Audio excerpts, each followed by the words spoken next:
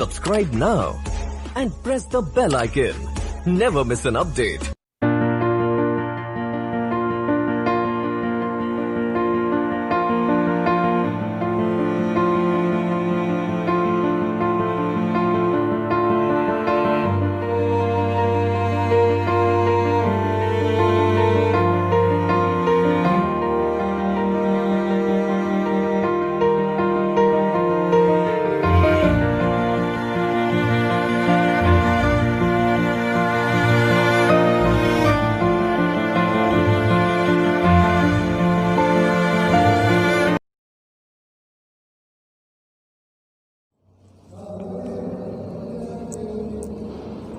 Good morning students. आज हम ASDP second year में जो मेडिसिन सब्जेक्ट है उसका सेकेंड सेमेस्टर में एक बैक्टीरियल डिजीज़ है एंथ्रेक्स, उसके बारे में पढ़ेंगे। एंथ्रेक्स जो रोग है वो मुख्य रूप से भेड़ों का रोग है, लेकिन यह गाय भैंस में भी हो सकता है। एंथ्रेक्स रोग भेड़ की अल्जीरिया नस्ल को नहीं होता है, क्योंकि उसे अपने माता पिता से एक आनुवंशिक जो इम्यूनिटी होती है वो प्राप्त होती है, जिसकी वजह से अल्जीरिया नस्ल की भेड़ को एंथ्रेक्स रोग नहीं होता है। एंथ्रेक्स जो रोग है इसके कई अन्य उपनाम हैं जो इस प्रकार हैं। एंथ्रेक्स के जो अन्य उपनाम हैं वो हम देखेंगे। इसके सिगनेम है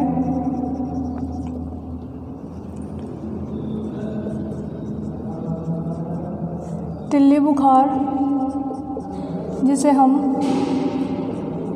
स्प्लेनिक फीवर भी बोलते हैं, विष ज्वर या फिर जहरी बुखार, वूल शॉर्टस डिजीज़, क्योंकि ये जो ऊन के कारखाने में जो लोग काम करते हैं उनको हो जाता है। मैलिग्नेंट पूछल, यह ह्यूमन में होता है, क्योंकि ये एक जूनोटिक डिजीज़ है एंथ्रेक्स। इसे कार्बन रोग भी बोलते हैं, क्योंकि ब्लड में कार्बन के मॉलिक्यूल्स प्रेजेंट होते हैं। इस रोग को गिल्टी रोग भी बोलते हैं। ये एंथ्रेक्स के अन्य उपनाम हो गए। अब एंथ्रेक्स में मुख्य रूप से होता क्या है, तो अभी हम इसका इंट्रोडक्शन पढ़ेंगे। तो एक तो एंथ्रेक्स जो रोग है यह एक बैक्टीरियल डिजीज़ है।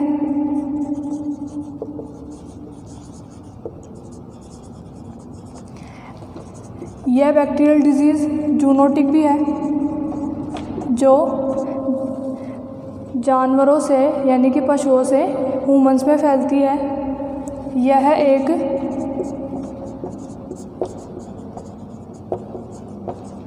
संक्रामक रोग है। इस रोग में होता क्या है, इस रोग में पशु के जो प्राकृतिक छिद्र होते हैं, जैसे कि नोज़, माउथ, रेक्टम, वेजाइना, उनसे काला झागवार यानी कि टेरी कलर का ब्लड बाहर आने लग जाता है, एवं ब्लड बहने के साथ साथ ब्लड का क्लॉट नहीं बनता। ब्लड क्लॉट ना बनने की वजह से ज़्यादा मात्रा में खून बह जाने की वजह से पशु की डेथ हो जाती है। इस रोग में क्या होता है, पशु की किडनी फेल हो जाती है।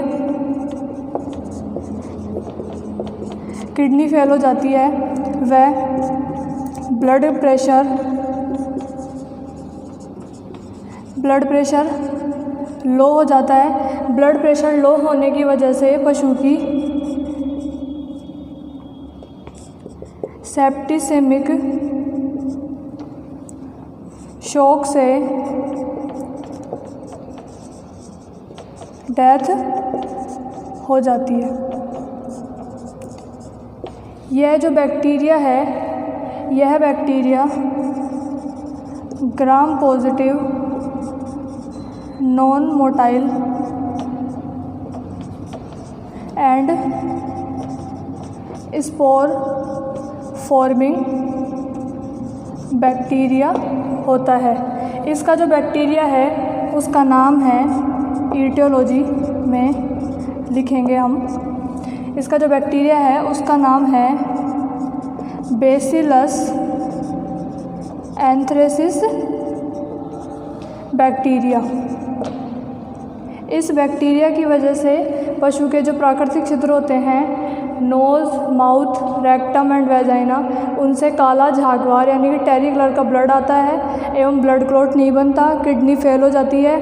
किडनी फेल होने की वजह से ब्लड प्रेशर लो हो जाता है। ब्लड प्रेशर लो हो जाने की वजह से पशु की सेप्टिमिक शॉक से डेथ हो जाती है। आगे हम इसके सिम्टम्स, ट्रीटमेंट एंड डायग्नोसिस के बारे में पढ़ेंगे।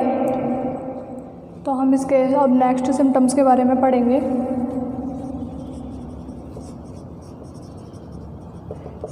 एंथ्रेक्स रोग के जो सिम्टम्स हैं वो 3 प्रकार से प्रकट होते हैं। एक तो है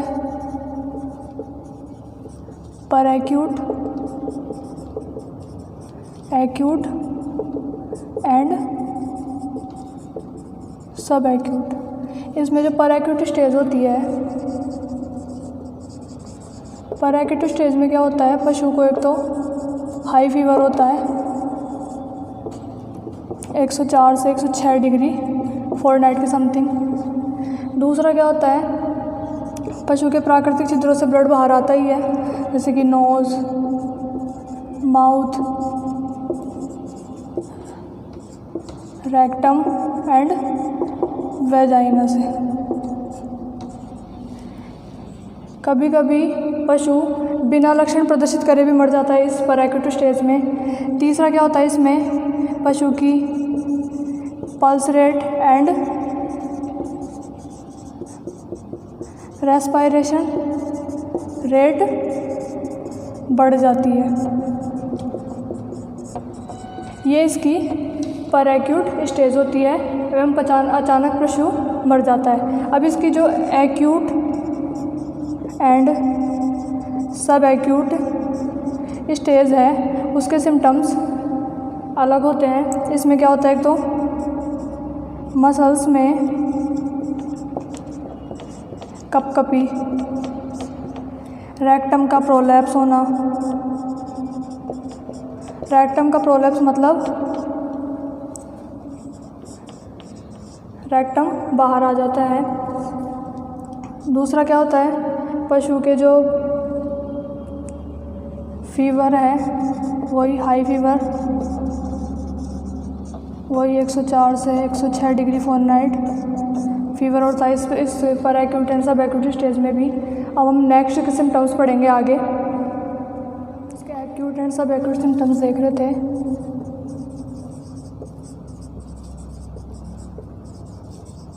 इसमें होता क्या है, गर्भित पशु का गर्भपात हो जाता है यानी कि अबॉर्शन हो जाता है।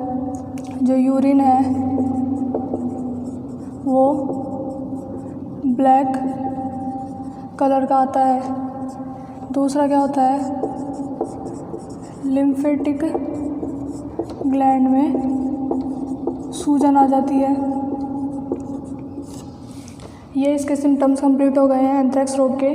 अब नेक्स्ट हम इसका नोट डाल के देखें। इस रोग में इस रोग को तिल्ली बुखार या स्प्लिनिक फीवर बोलते हैं। क्यों बोलते हैं, क्योंकि इस रोग में पशु के जो शरीर की तिल्ली होती है उसका आकार बढ़ जाता है। तिल्ली का आकार बढ़ने की वजह से इसे तिल्ली बुखार या स्प्लिनिक फीवर भी बोलते हैं।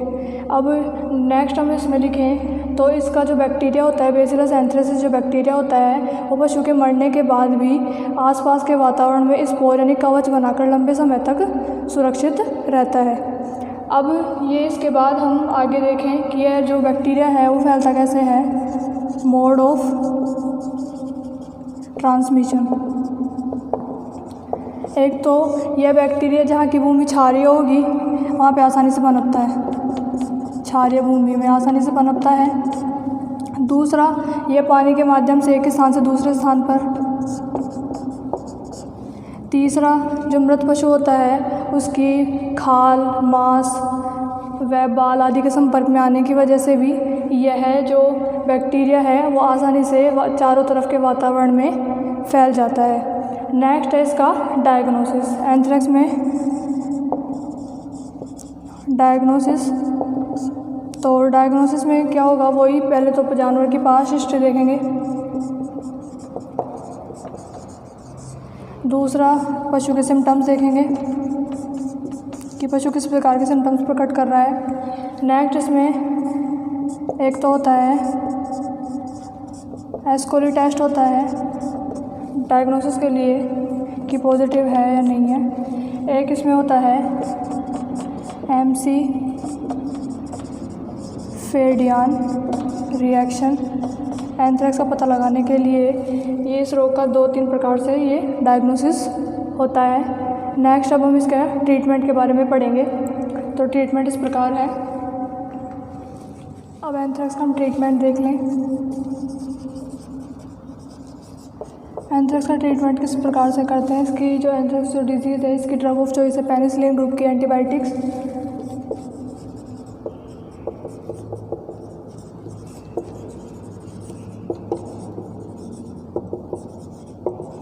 पेनिसिलिन ग्रुप की एंटीबायोटिक्स होती हैं। कोई भी एक हम पशु को कॉर्टिकोस्टेरॉइड ड्रग दे देंगे, जैसे कि आइसोफ्लूड, एक हीमोस्टैटिक ड्रग,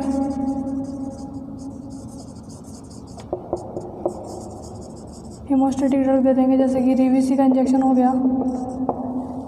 इसमें जो एक एंथ्रेक्स की एक वैक्सीन आती है, एंथ्रेक्स स्पोर वैक्सीन, इससे पशु का टीकाकरण करवाएं। इस वैक्सीन को लगवाने से एंथ्रेक्स रोग नहीं होता है। नेक्स्ट हम इसका कंट्रोल पढ़े तो कंट्रोल में तो पशु का 3 वर्ष तक टीकाकरण। नेक्स्ट इसमें पशु का शव परीक्षण यानी कि पोस्टमार्टम नहीं करना चाहिए। एंथ्रेक्स में पशु को जला देना चाहिए एवं जो मृत पशु होता है उसको ज़मीन में गाड़ देना चाहिए। इसकी जो एंथ्रेक्स जो डिजीज़ है, एंथ्रेक्स में राइगर मोर्टिस नहीं बनता है, यानी कि एब्सेंट रहता है। इसकी एंथ्रेक्स की और भी वैक्सीन है, जैसे कि पास्चर, स्पोर एंड स्टर्ना। ये एंथ्रेक्स की अन्य वैक्सीन होती हैं। ये हमारा एंथ्रेक्स का टॉपिक आज कंप्लीट होता है इसी के साथ ही। तो वीडियो को लाइक करें, चैनल को सब्सक्राइब करें एंड बेल आइकन को प्रेस करें ताकि आपको वीडियो के नोटिफिकेशन टाइम पे मिल सकें। साथ ही साथ आप हमारे चैनल को ज़्यादा से ज़्यादा सब्सक्राइब करें ताकि हम जो नेक्स्ट हमारी सब्जेक्ट है जेनेटिक्स उसकी वीडियो ला सकें। Please support me guys and thank you so much.